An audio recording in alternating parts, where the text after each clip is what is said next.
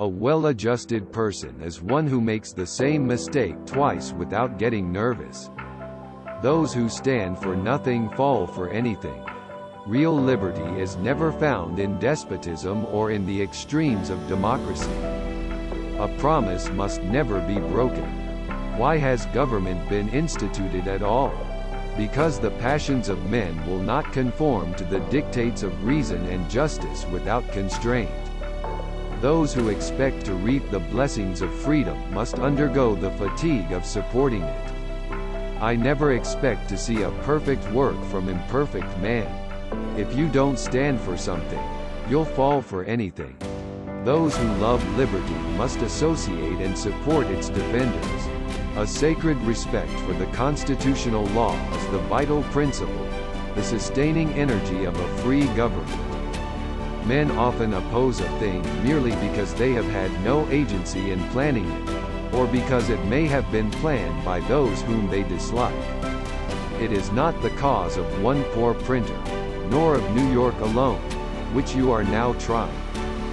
No, it may in its consequence affect every free man that lives under a British government on the main of America. It is the best cause. It is the cause of liberty. There is a certain enthusiasm in liberty that makes human nature rise above itself, in acts of bravery and heroism. When the sword is once drawn, the passions of men observe no bounds of moderation. In politics, as in religion, it is equally absurd to aim at making proselytes by fire and sword. Heresies in either can rarely be cured by persecution.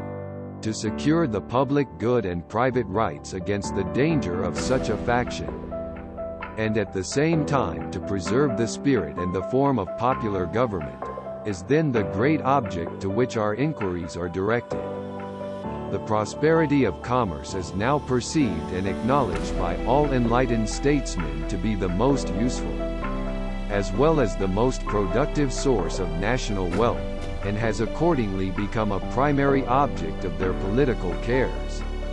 To cherish and stimulate the activity of the human mind, by multiplying the objects of enterprise, is not among the least considerable of the expedients, by which the wealth of a nation may be promoted.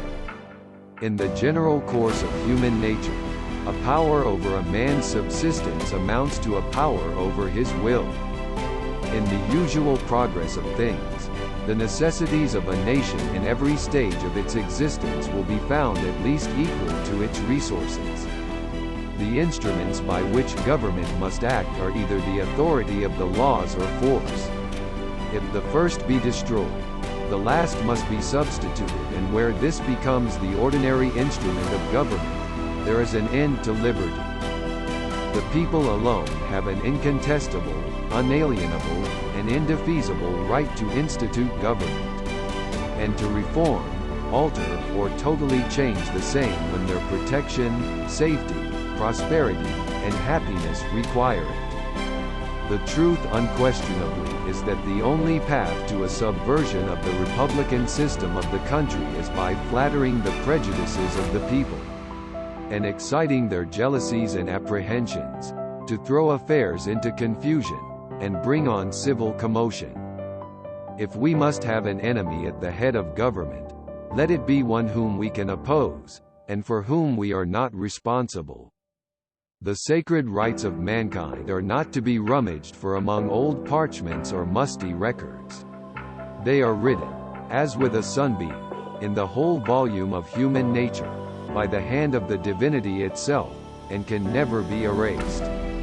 Energy in the executive is a leading character in the definition of good government.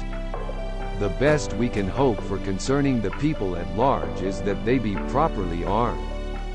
The voice of the people has been said to be the voice of God. However generally this maxim has been quoted and believed, it is not true to fact. The best we can hope for concerning the people at large is that they be properly armed. Experience will teach us that no government costs so much as a bad one. If the first be destroyed, the last must be substituted, and where this becomes the ordinary instrument of government, there is an end to liberty.